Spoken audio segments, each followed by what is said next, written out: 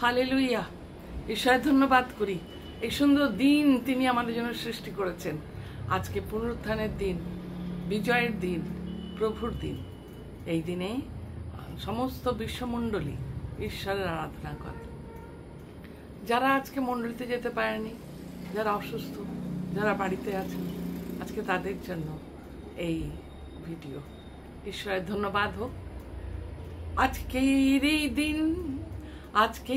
এই দিন ঈশ্বর সৃষ্টি করেছেন। হ্যাঁ বন্ধু, ঈশ্বর সৃষ্টি করেছেন। এই দিনে আইসো আমরা প্রণিপাত করি, প্রণত হই আমাদের নির্মাতা সদা প্রভুর সাক্ষাতে জানো পাতে, কেননা তিনি আমাদের ঈশ্বর। তিনি আমাদের ঈশ্বর। এই দিন তিনি সৃষ্টি করেছেন, এই দিন দেখার সুযোগ দিয়েছেন, আর তাই আমরা তাকে সমস্ত গৌরব অর্পণ করি। প্রার্থনা করি, প্রভু, যে অল্প সময় তোমার চরণে বসে তোমার স্তুতি বন্দনা করব, বিশেষ করে যারা অসুস্থ পীড়িত তাদের উদ্দেশ্যে প্রভু তুমি আমাদের মধ্যে উপস্থিত থেকে আমাদের সঙ্গে কথা বলো। যিশুর নামে চাই, আমেন। আজকে প্রভু যিশুর বিষয়ে আমরা একটু আলোচনা করি। প্রভু যিশুর দুঃখ, অনেক সময় আমরা আমাদের দুঃখগুলো অনেক বড় করে দেখি, কিন্তু প্রভুর জীবনে যে কত দুঃখ এসেছিল সেগুলো যখন আমরা বুঝবো বা উপলব্ধি করব, তখন আমাদের নিজেদের দুঃখ অনেক ছোট মনে হবে। আজকে যে বিষয়টা বলবো সেটা হচ্ছে সত্য, চিরসত্য প্রকাশ করার জন্য প্রভু যীশু খ্রিস্টকে নিজের নগর নাসরত থেকে, সমাজগৃহ থেকে বের করে দেওয়া হলো, তাড়িয়ে দেওয়া হলো, এবং তাকে বধ করার জন্য সেই পাহাড়ের চূড়াতে নিয়ে যাওয়া হলো যেন তাকে ধাক্কা মেরে ফেলে দেয়। কিন্তু ঈশ্বর তাকে রক্ষা করলেন, কারণ ঈশ্বরের পরিকল্পনা আর মানুষের পরিকল্পনা কখনো এক নয়। তাই আজকে যে শাস্ত্র পাঠ তা পাওয়া যাবে লোকলিখিত সুসমাচার তার 4 অধ্যায় 14 থেকে। আমি এটা পাঠ করছি, আর মাঝে মাঝে হয়তো আমি দু একটি কথা বলবো।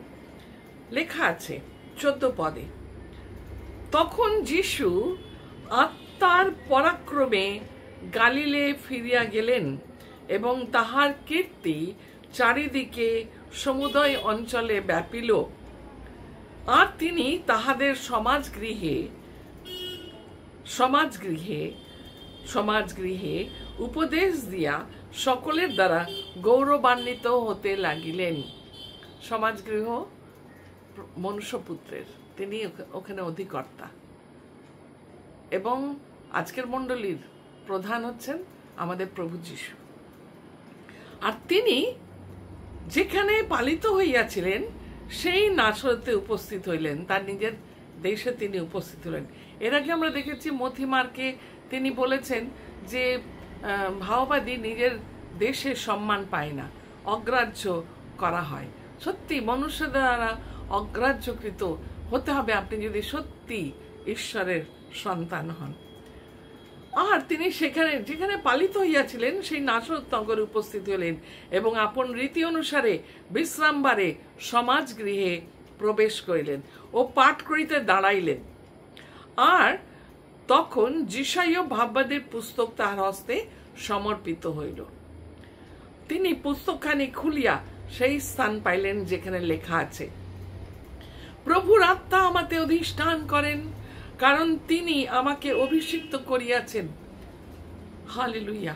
দরিদ্রদের কাছে সুসমাচার প্রচার করিবার জন্য তিনি আমাকে প্রেরণ করিয়াছেন, বন্দীদের কাছে মুক্তি প্রচার করিবার জন্য, অন্ধদের কাছে চক্ষু দান প্রচার করিবার জন্য, উপদ্রুত দিগকে নিস্তার করিয়া বিদায় করিবার জন্য, প্রভুর প্রসন্নতার বৎসর ঘোষণা করিবার জন্য। এটা ছিল প্রভু যিশুর ম্যানিফেস্টো, মিশন। এই জন্য তিনি পৃথিবীতে এসেছিলেন এই সুন্দর কাজগুলো করার জন্য। আর এই লক্ষ্য, এই উদ্দেশ্য পূরণের জন্য তার নিশ্চয়ই মনে আকাঙ্ক্ষা ছিল তার নিজের লোকরা, তার গ্রামের লোকরা, তার স্বদেশীরা তার পাশে দাঁড়াবে। কিন্তু এরকম হয় না। মনুষ্য বা মানুষকে অগ্রাহ্য করে, এবং বিশেষ করে নিজের লোকদের কেউ সহ্য করতে পারে না। 20 পদ। পরে তিনি পুস্তকানি বন্ধ করিয়া ভৃত্যের হস্তে দিয়া বসিলেন।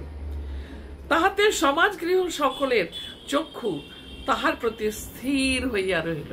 কারণ তার আগেই নাম হয়েছে, তিনি খুব ভালো প্রচার করেন এবং চমৎকার বাক্য দেন, লোকে আপ্লুত হয়, তাদের তৃষ্ণা নিবারিত হয়, সেজন্য সবার চোখ তার দিকে। আর তিনি তাহাদেরকে বলিতে লাগিলেন, অদ্যই এই শাস্ত্রীয় বচন তোমাদের কর্ণগোচরে পূর্ণ হইল। তাহাতে সকলে তাহার বিষয়ে সাক্ষ্য দিল ও তাহার মুখ নির্গত মধুর বাক্যে আশ্চর্য বোধ করিল।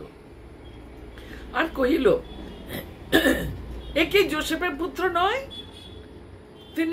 তিনি তাদের কহিলেন, তোমরা আমাকে অবশ্য এই প্রবাদ বাক্য বলিবে, চিকিৎসক আপনাকেই সুস্থ করো। এবং এই প্রবাদ প্রভুকে মৃত্যু পর্যন্ত, ক্রুশীয় মৃত্যু পর্যন্তই সহ্য করতে ছিল। তুমি যদি মনুষ্যপুত্র হও, তুমি ক্রুশ থেকে নেমে এসো। না, প্রবাদ তো এরকম প্রবাদ ঈশ্বর ভক্তদের জন্য ব্যবহৃত হয়, প্রভুর জন্য ব্যবহৃত হলো। আর তিনি বলিলেন, চিকিৎসক আপনাকেই সুস্থ করো। কফরনাহমে যাহা যাহা করা হইয়াছে বলিয়া শুনিয়াছি, এখানে স্বদেশেও করো। তিনি আরো কহিলেন, আমি তোমাদেরকে সত্য কহিতেছি, কোন ভাওবাদী স্বদেশে গ্রাহ্য হয় না। আবার তিনি রিপিট করলেন এই কথা, কেউ নিজের দেশে গ্রাহ্য হয় না। ওকে তো চিনি, ছোট থেকে জানি, এ আবার কি বলতে এসছে, এর কাছে আবার কি শুনবো। আর আমি তোমাদেরকে সত্য কইতেছি। আবার তিনি বললেন, এলিয়ের সময় যখন 3 বৎসর 6 মাস পর্যন্ত আকাশ রুদ্ধ ছিল ও সমুদয় দেশে মহা দুর্ভিক্ষ উপস্থিত হইয়াছিল, তখন ইসরায়েলের মধ্যে অনেক বিধবা ছিল। তিনি সুন্দর উপদেশ দিতে লাগলেন। কিন্তু এলিও তাহাদের কাহারও নিকটে প্রেরিত হন নাই, কেবল সিদোন দেশের সারিফতে এক বিধবা স্ত্রীলোকের নিকটে প্রেরিত হইয়াছিলেন। 27 পদ। আর এলিশাই ভাওবাদীর সময়ে ইসরায়েলের মধ্যে অনেক কুষ্ঠরোগী ছিল, কিন্তু তাদের কেহই সূচীকৃত হয় নাই, কেবল সূর্য নামান হইয়াছিল। এই কথা শুনিয়া সমাজ গৃহে উপস্থিত সকলে ক্রোধে পূর্ণ হইল। সত্য সহ্য হচ্ছে না। আজকালকার দিনে পিঠ চুলকানি, সারবান বাক্য সবাই ভালোবাসে। সত্য শুনলে মনে হয় প্রভু তা আমাকে বলছে। ঈশ্বর বাক্য দ্বিধার খড়গ, যিনি বলেন তাকেও কাটে, আর যারা শোনে তাদেরও কাটে। তাদের রাগ হয়ে গেল। এই কথা শুনিয়া সমাজ গৃহে উপস্থিত সকলে ক্রোধে পূর্ণ হইল। আর তাহারা উঠে পড়ল, উঠিয়া তাহাকে নগরের বাইরে ঠেলিয়া লইয়া চলিল। সমাজগৃহ থেকে ঠেলে বার করলো প্রথমে, তারপরে নগরের বাইরে তারা নিয়ে যেতে লাগলো ঠেলে ঠেলে। কেমন কষ্ট, কেমন অপমান প্রভুকে করা হচ্ছে। যে পর্বতে তাহাদের নগর নির্মিত হইয়াছিল, তাহার অগ্রভাগ পর্যন্ত লইয়া গেল। কিভাবে? ঠেলে ঠেলে, যেন তাকে নিচে ফেলিয়া দিতে পারে। কিন্তু 30 পদ, তিনি তাহাদের মধ্য দিয়া হাঁটিয়া চলিয়া গেলেন। ঈশ্বর তার পঠিত বাক্যে আশীর্বাদ করেন। কেমন মানুষের দুঃসাহস! ঈশ্বর যা নিরূপণ করেছেন তাকে ভেঙে ফেলা মানুষের কি করে দুঃসাহস হয়? এবং প্রভুকে যদি তারা এইভাবে অপদস্থ করেছে, অপমান করেছে, তাহলে ঈশ্বর ভক্ত যারা সত্য ঈশ্বর ভক্ত, প্রকৃত তার সেবক, তাদের জীবনেও এই ঘটনা ঘটবে। এবং প্রভু যীশু তাই বলেছেন। অতএব আমরা যেন ভীত না হই। আজকে আমরা যারা ঘরে আছি, অসুস্থ আছি, দুঃখের মধ্যে আছি, তারা আজকে ঈশ্বরের বাক্য মনে রাখি। প্রভু কিন্তু যে ম্যানিফেস্টো নিয়ে এসেছিলেন তা পূর্ণরূপে সাধন করেছেন। অসুস্থ পীড়িতদের সুস্থ করেছেন। আপনি বিশ্বাস করুন, আপনি সুস্থতা লাভ করুন। দুঃখী কাঙালের পাশে দাঁড়িয়েছেন, আপনি তাকে ডাকুন, তিনি আপনার অভাব মোচন করবেন, আপনার চোখ খুলে দেবেন, আপনাকে নানা রকমের স্ট্রং হোল্ড থেকে মুক্ত করবেন, নানা রকমের জাগতিক চিন্তা ভাবনা থেকে মুক্ত করে স্বর্গীয় ধ্যানে, স্বর্গীয় জ্ঞানে পূর্ণ করবেন।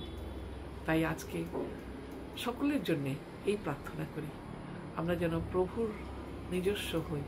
আর যদি তাড়িত নিন্দিত হই তো হাসি মুখে সেটা স্বীকার করি, কারণ প্রভু বলেছেন যে তোমাদের স্বর্গীয় পুরস্কার প্রচুর। প্রার্থনা করি, সর্বশক্তিমান তোমার জয় হোক, তোমার মহিমা হোক। আজও তুমি নিজের ভক্তদের তোমার বাক্য দ্বারা শক্তি, প্রেরণা, উৎসাহ দিচ্ছ। যখন তারাও বিতাড়িত হয়, লাঞ্ছিত হয়, অপমানিত হয়, তোমার বাক্যে দৃষ্টি রেখে, তোমার বাক্যের চোখ রেখে এবং তোমার দিকে নিজেদের সম্পূর্ণ জীবনকে সমর্পণ রেখে তোমার বাক্যের দ্বারা তারা আশ্বস্ত হয় আর এগিয়ে যায়। কৃপা করো, দয়া করো। যারা অসুস্থ, প্রভু গিয়ে যেতে পারেনি, তাদের প্রত্যেকের সহায় সম্মতি হোক। প্রার্থনা মুক্তিদাতা দয়ালু যিশুর নামে চাই, আমেন। হালেলুইয়া।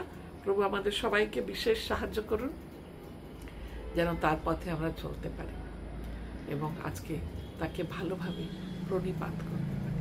Amen, amen.